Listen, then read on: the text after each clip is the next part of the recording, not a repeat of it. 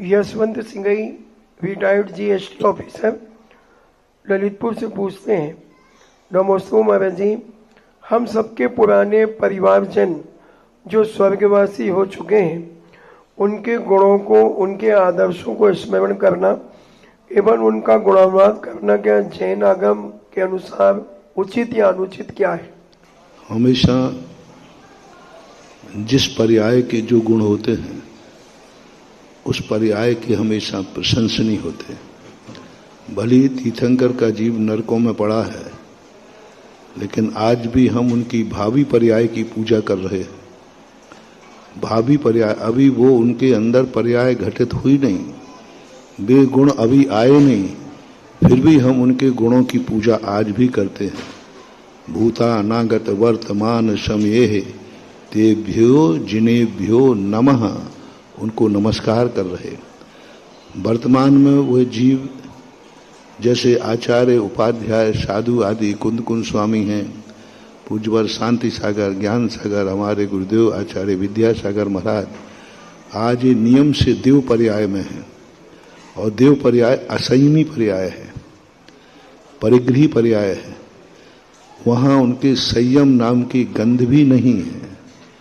जिस दशा में कुंद कुंद भगवान भी अभी देव पर्याय में और देव असंयमी है, हमें ज्ञात है, हमें मालूम है कि इस समय ये आत्माएं असंयम पर्याय में हैं, लेकिन अतीत पर्याय में वो जो संयम थे, उस संयम का गुणानुवाद आज भी हम पूज्य आचार्य विद्यासागर महाराज कहते हैं। क्योंकि अब वो विद्यासागर नहीं रहे, अब वो किसी देव नाम से जाने जाते हैं। और हमारे ऊपर उपकार किया है विद्यासागर नामधारी आत्मा ने।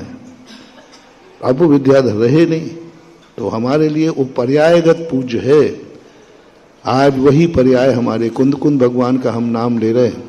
और कुंद कुंद भगवान इस समय असंयम दशा में हैं, देव पर्याय में हैं। भद्रबाहु, उमा स्वामी, जितने महान आचार्य हैं। तो द्रव्य की पूजा नहीं होती, पूजा पर्याय की होती है। द्रव्य ना पूजनी है ना अपूजनी है, पर्याय विशिष्ट जो पदार्थ है। इसलिए तो पदार्थ की रचना हुई। एक बार मैंने प्रवचन दिया था, ये संसार द्रव्य से नहीं चल रहा है, ये संसार का व्यवहार तत्व से नहीं चल रहा है, पदार्थ से चल रहा है। वो हमारे लिए वो आचार्य पद जो हमारे समय पे थे, वो है मेरे गुरु। आचार्य विद्यासागर महाराज की आत्मा मेरी गुरु नहीं है, उनकी आत्मा मेरी गुरु नहीं है। उनकी आत्मा में जो साधुपना था वह पर्याय मेरी गुरु है। वो पर्याय मेरी गुरु है, उस पर्याय के प्रति हम उपकृत हैं। आत्मा तो परिवर्तनशील है, उसने बदल दिया। आज कोई पिता मर करके बेटा बन जाता है तो कोई बात नहीं, पिता पिता है। इसलिए पूर्वज कहाँ हैं, किस दशा में हैं, वह हमारे लिए कोई महत्व नहीं रखता। हमारा संबंध किस पर्याय से था, हमें उस पर्याय से ही लेना देना है। तो हमें उस पर्याय का गुणानुवाद करना चाहिए, करते हैं, कर रहे हैं, हम लोग भी करते हैं, ऐसा मानना चाहिए। हमने कहा था ना, मान लो कुंद कुंद स्वामी आचार्य विद्यासागर महाराज हमारे सामने आ जाए देव पर्याय में, कपड़ा पहने, मुकुट लगाए, हार में, और वो कहें, हे शिष्य, मैं ही तेरा गुरु हूं, मैं फलाने स्वर्ग में देव हुआ हूं, तो हम पीछे उठाकर उनको नमोस्तु नहीं करेंगे, वो ही हमें नमोस्तु करेंगे। क्योंकि हमें उस इंद्र पर्याय से मतलब नहीं है।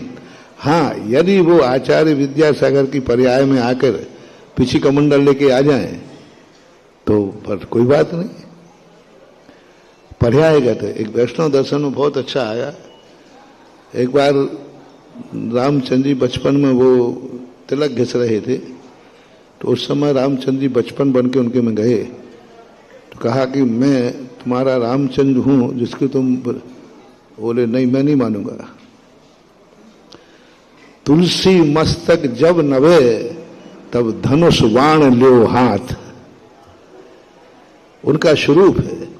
इसी प्रकार अपना मस्तक जब नवे जब पिछी कमंडल हो हाथ। असंजदो न बद्धो निपिच्छति नड्डी नथि निबाणम जहाँ भी हो तिथैरो नग्गो विमुख मग्गो शेषा उमग्या होंती। तीर्थंकर भी क्यों ना हो, तीर्थंकर भी क्यों ना हो, यदि वो उस शुद्ध दिगंबर भेष में नहीं है तो हम उनकी भी वंदना नहीं करेंगे। जहाँ भी हो तिथैरो नग्गो विमुख मग्गो शेषा उमग्या होंती, ऐसे मान